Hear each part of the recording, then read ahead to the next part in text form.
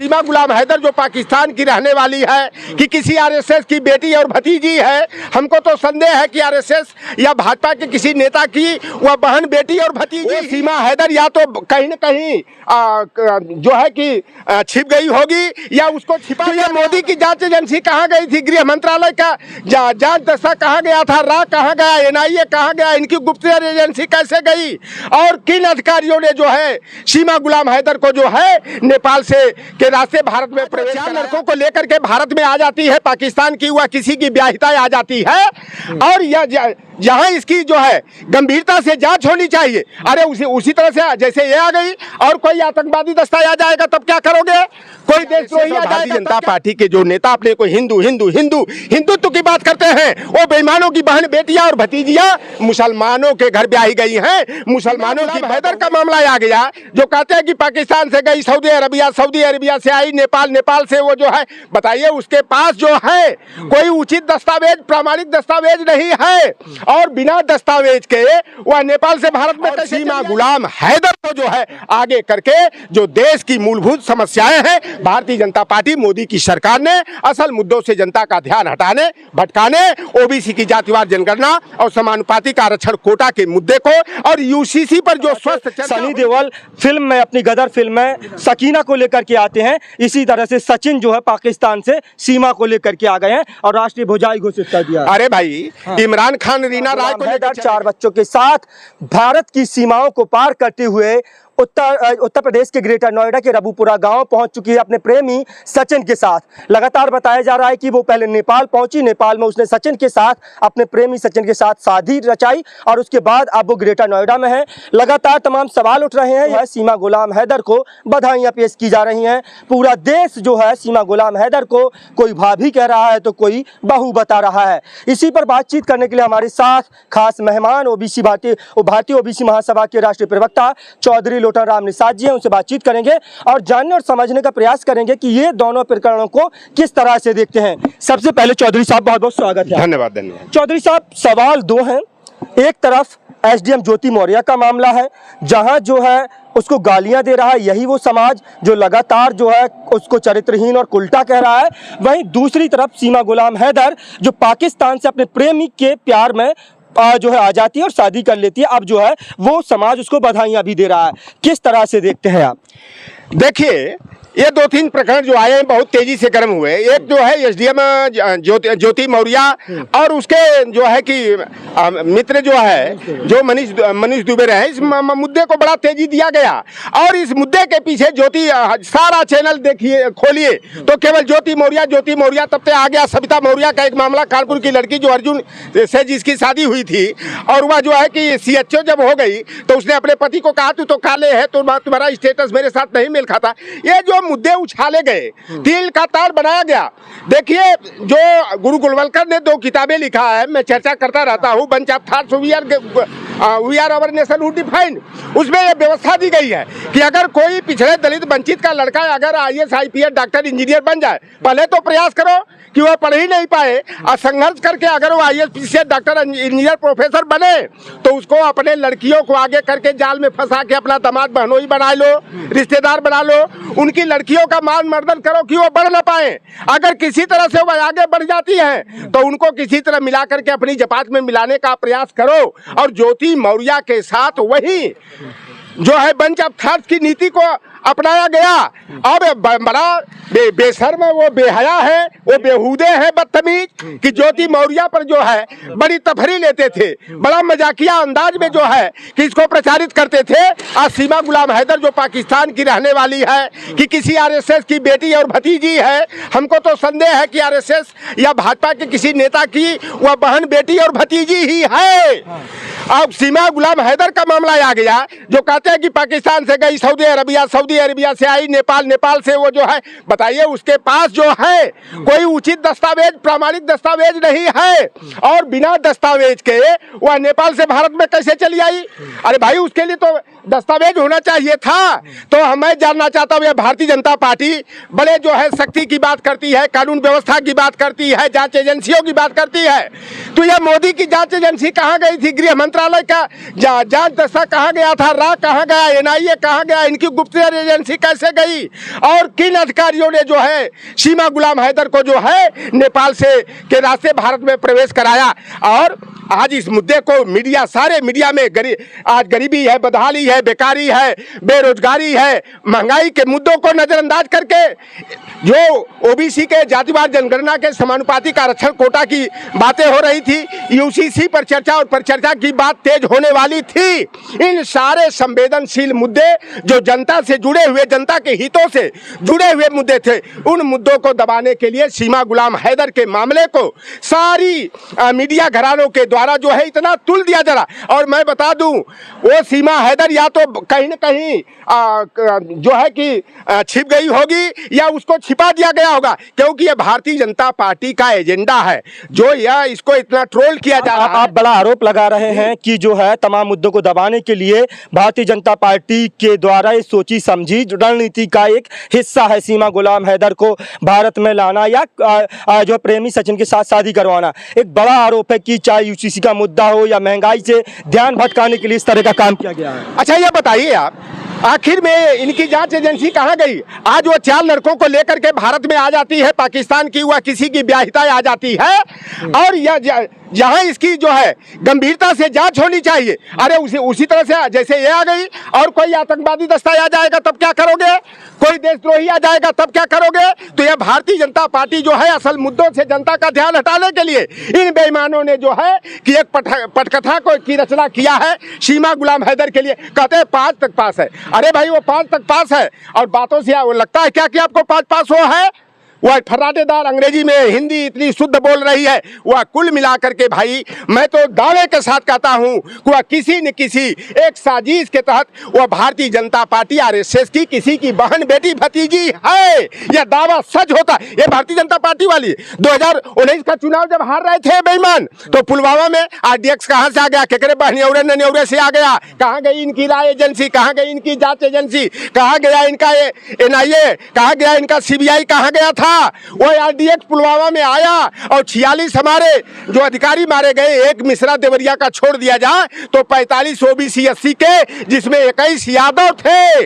यह छद्म राष्ट्रवाद के मुद्दे को गर्म करके जनता का ध्यान भारतीय जनता पार्टी की गलत नीतियों से, देशद्रोही नीतियों से भटकाने के लिए यह जो है छद्म राष्ट्रवाद का मुद्दा उछाल करके सारे मुद्दों को दफन करके 2019 का समर जीत लिया। अब 2024 का चुनाव को देखते हुए चौधरी साहब क्या लगता है कि सीमा गुलाम हैदर जिस तरीके से भारतीय सीमा में प्रवेश की है उससे भारतीय सीमाओं की जो है पोल खुल गई है, कलई खुल गई है। जो जांच एजेंसियां हैं, जो सुरक्षा एजेंसियां हैं, उन पर बड़े सवाल खड़े हो रहे हैं कि जब एक जो है लेडीज पाकिस्तान से सिर्फ बिना किसी दस्तावेज के जो भारत में प्रवेश कर सकती है, तो इस तरह से तो कोई भी आतंकी गतिविधि में लिप्त व्यक्ति भी जो है भारत में प्रवेश कर सकता है, भारतीय सीमाओं में प्रवेश कर सकता है। तो इस तरह से भारतीय सीमाओं की पोल खुली है। देखिए सीमा विश्वास जिस तरह से 4 बच्चों के साथ बिना दस्तावेज के जो है वो चकमा करते हुए जो है कि वह भारत में आ जाती है, तो यह भारत की सुरक्षा व्यवस्था के लिए खतरे की घंटी है।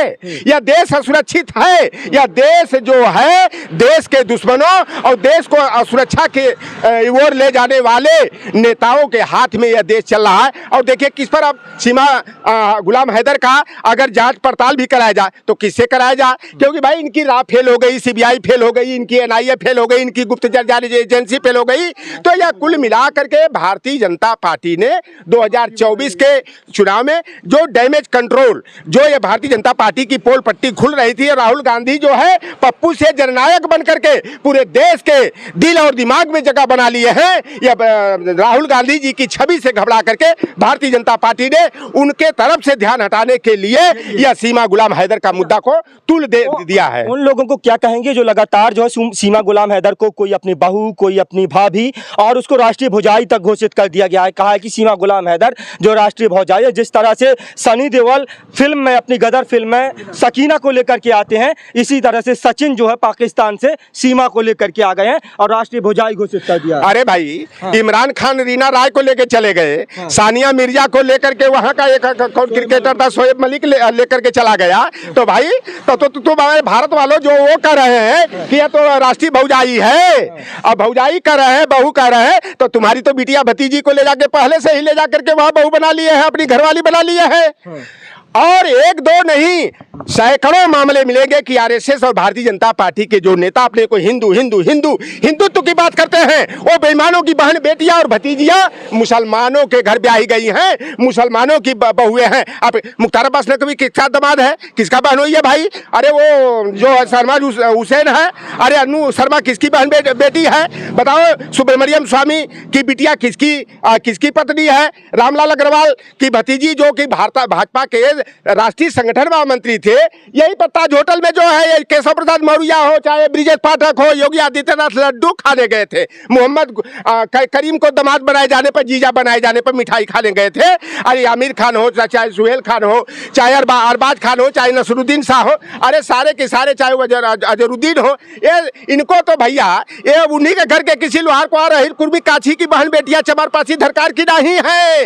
ये वही जो हिंदू हिंदू हिंदू ये बेईमान का करके जो है संविधान का गला घोटने का काम करते हैं, उन्हीं की यह बहन बेटियां हैं। और देखिए ये बहुत बड़े खरियन, आप वो बेईमान केदारनाथ पांडे जो शुक्ला जो था, वो सीधी का विधायक जो था, उसका प्रतिनिधि जो है वो लतखोर चूतिया हरामजादा, वो बताइए कि वो आदिवासी लड़के के ऊपर पेशाब कर रहा है, और वो अखिल भारतीय ब्राह्मण महासभा वाला बेईमान चूतिया हरामखोर देशद्रोही, वो ब्राह्मण महासभा का अध्यक्ष भारद्वाज जो है, कहता पेशाब करना कौन सा अपराध है, यह आईपीसी के किस धारा में आता है? अरे भारद्वाज आओ ना, तुम्हारे मुंहों में हम कुकुर से मुतवा दे, आओ ना, तुम्हारे सर पर मुद्द दिया जाए।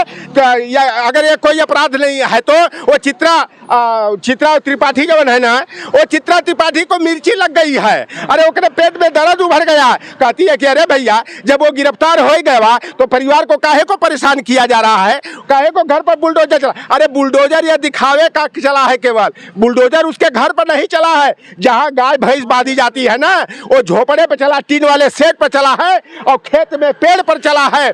यह केवल नाटक है। और बताओ, एक आदिवासी के ऊपर एक बभना मूत दिया, और शिवराज सिंह चौहान जो कि पिछड़ी जाति किरार जाति का है, वह जो है प्रायोजित तरीके से एक नाटक करते हुए उसका पैर धोने का, अंग वस्त्रम श्रीफल से सम्मानित करने का, माला फूल पहना के और टेबल पर बैठा के खाना खिलाने का काम किया। अब देखो भाई, देखो वो शिवराज सिंह चौहान जौने का पैरवा धोया ना, एक आदिवासी का एक पिछड़वा ने पैरवा धोया, वो दशवत रावत ने कहा कि मेरे ऊपर पेशाब नहीं की गई थी, ये तो बिल्कुल झूठा है, हमको तो यहाँ लाया गया, इस तरह से किया गया, मैं नहीं। और देखोगे तस्वीर, वो 17, 18 साल 16 साल का लड़का है, और जो आया था शिवराज सिंह चौहान बेईमान ने जिसका पैर धोया, ये मामा ने जनता को मम्मू बना दिया। ये भैया इस तरह के नाटकबाज है। अब बताओ किस पर हम भरोसा करें रे भाई?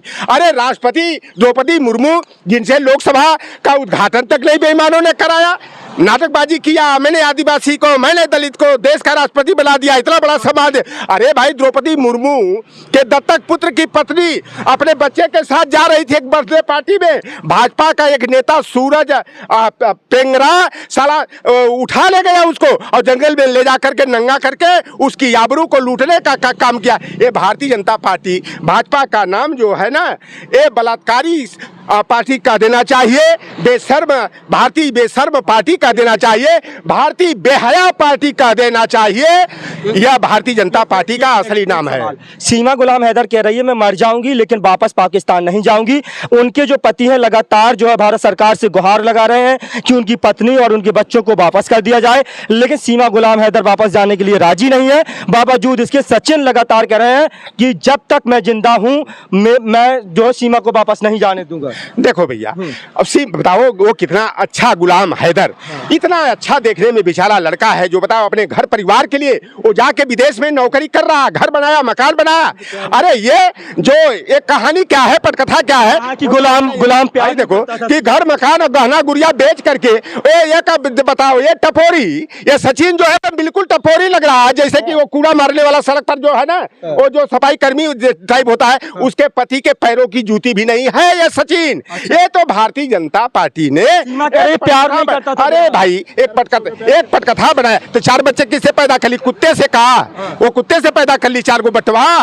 अरे ये बताओ, जिस पति से चाचर जो है तब तो अच्छा पति लग रहा था, अब जो है तुम्हारी जवानी ज्यादा चढ़ गई है। कहा ये भारतीय जनता पार्टी का कुल मिलाकर के बहुत बड़ा षड्यंत्र है। और सीमा गुलाम हैदर को जो है आगे करके जो देश की मूलभूत समस्याएं हैं, भारतीय जनता पार्टी मोदी की सरकार ने असल मुद्दों से जनता का ध्यान हटाने भटकाने, ओबीसी की जातिवार जनगणना और समानुपातिक आरक्षण कोटा के मुद्दे को और यूसीसी पर जो स्वस्थ चर्चा होनी चाहिए, जो आदमी यही नरेंद्र मोदी बताओ कि आदिवासियों को वनवासी बता करके, ये इसके पीछे बड़ा नाटक है कि भारतीय संविधान के अनुसूची 5 और संविधान के अनुच्छेद संख्या 371 के तहत आदिवासियों के लिए विशेष सहूलियत की व्यवस्था की गई है। और ये आदिवासी को वनवासी कह करके आदिवासियों को अपने घर से बेघर करने का, अडानी अंबानी जैसे अपने रिश्तेदारों को उनके वनोपज पर, पहाड़ों पर, जंगलों पर कब्जा कराने का षड्यंत्र भारतीय जनता पार्टी करे। इन सारे मुद्दों से हटाने के लिए सीमा गुलाम हैदर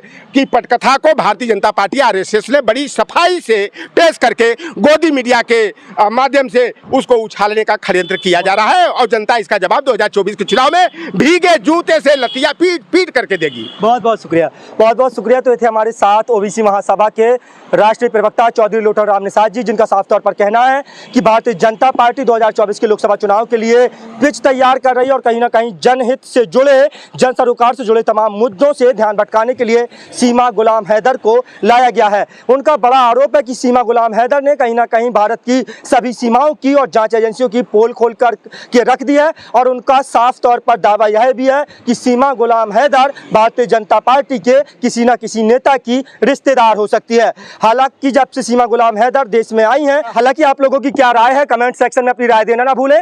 अपने साथी कैमरा पर्सन आनंद यादव के साथ भागवान मंसूरी की रिपोर्ट। नमस्कार।